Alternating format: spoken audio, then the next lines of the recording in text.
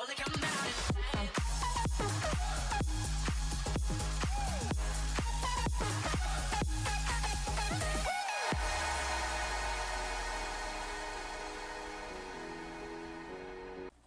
morning, Hillside. Today is Friday, February 10th, 2017. Please stand and join us in the pledge.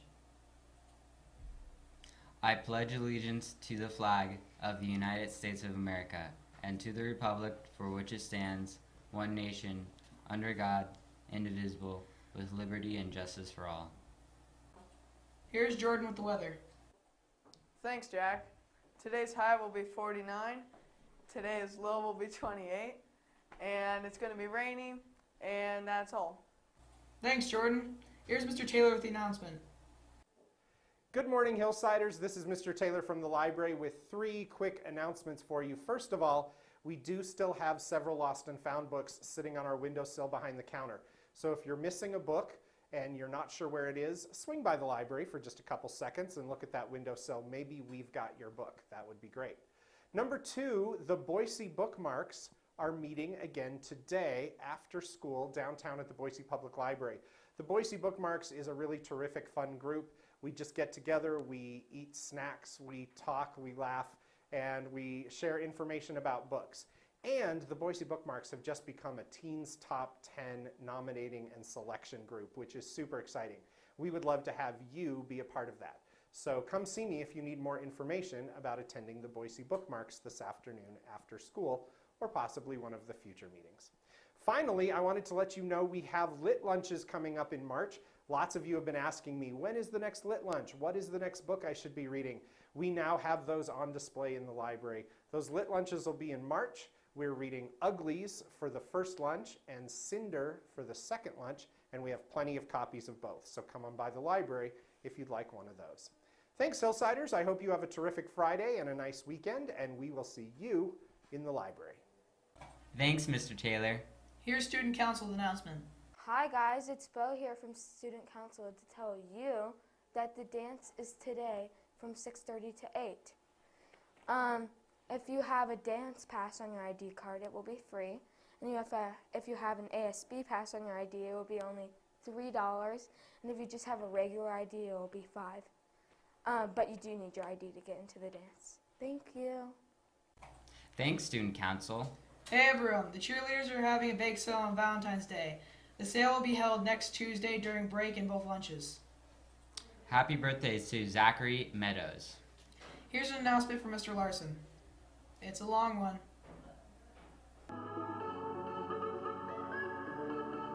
Good morning, everybody. Mr. Larson down here in the Tech Lab with a tech update for you. First of all, I want to show you some photos of the 9th grade tech classes. These guys are going to be competing next Thursday at the 3rd annual Boise School District Speed Day. They're all going to be racing their dragsters, so if you know any of them, cheer them on, wish them fame and glory. 8th graders, I want to give a big shout out to Skylar Johnson. Here's a photo of him here. He is the 8th grade distance champion this year for that vehicle that he's got. Traveled 77 feet on the power of one mousetrap. Way to go, Skylar. Also, for 8th graders, if you are interested at all in computer science, you think you're going to take some of the computer science classes in high school, take a look at the 9th Tech classes. I'm going to be doing quite a bit of computer science next semester and next year. Take a look at these posters. I'm going to have these up in the halls. And if you have any questions about computer science or what I might be teaching, come down and ask me. And I want to leave you with an introduction to a video some friends of mine made. This is for everybody. See you later.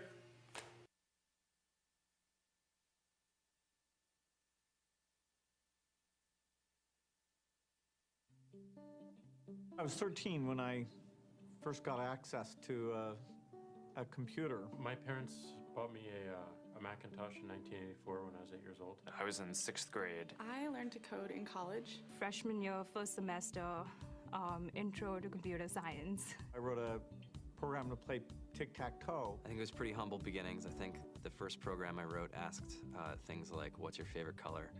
Or how old are you? I first learned how to make a green circle and a red square appear on the screen. The first time I actually had something come up and say, hello world, and I made a computer do that. It was just astonishing. Learning how to program didn't start off as wanting to learn all of computer science or trying to master this discipline or anything like that. It just started off because I wanted to do this one simple thing. I wanted to make something that was fun for myself and my sisters. And I wrote this little program and then basically just add a little bit to it. And then when I needed to learn something new, I looked it up either in a book or on the internet and then added a little bit to it. It's really not unlike kind of playing an instrument or something, or playing a sport. It starts out being very intimidating, but you kind of get the hang of it over time.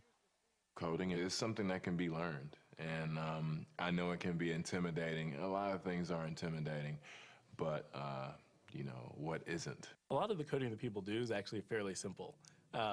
It's more about the process of breaking down problems than sort of coming up with complicated algorithms as people traditionally think about it.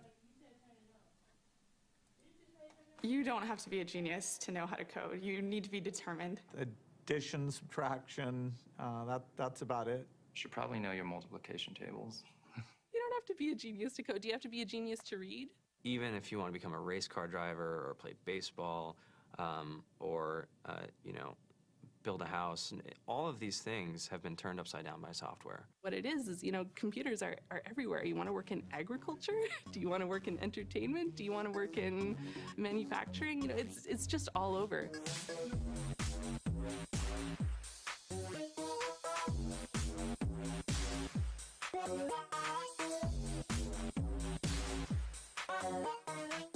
Here we are, 2013. We all depend on technology to communicate, to bank, information, and none of us know how to read and write code. When I was in school, I was in this after-school group called the Whiz Kids, and when people found out, they laughed at me and, all these things. And I'm like, man, I don't care. I think it's cool, and, I'm learning a lot, and some of my friends have jobs. Our policy is literally to hire as many talented engineers as we can find. The whole limit in the system is just that there just aren't enough people who are trained and have these skills today. To get the very best people, we try to make the office as awesome as possible.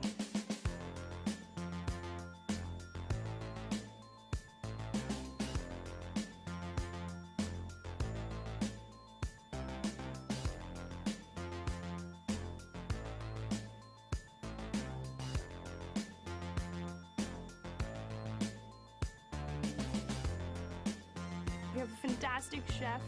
Free food. Breakfast, lunch, and dinner. Free laundry. Snacks. Even places to play and video games and scooters.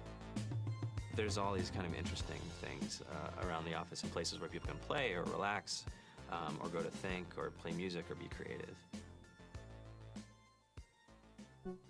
Whether you're trying to make a lot of money or whether you just want to change the world, computer programming is an incredibly empowering skill to learn. I think if someone had told me that software is really about humanity, that it's really about helping people by using computer technology, it would have changed my outlook a lot earlier. To be able to actually come up with an idea and then see it in your hands and then be able to press a button and have it be in millions of people's hands. I think we're the first generation in the world that's really ever had that kind of experience. Just to think that, you can start something in your college dorm room and you can have a set of people who haven't built a big company before come together and build something that 1 billion people use as part of their daily lives is just crazy to think about, right? It's humbling and it's amazing. The programmers of tomorrow are the wizards of the future. You're going to look like you have magic powers compared to everybody else. I think it's amazing. I think it's the closest thing we have to a superpower. Great coders are today's rock stars. That's it.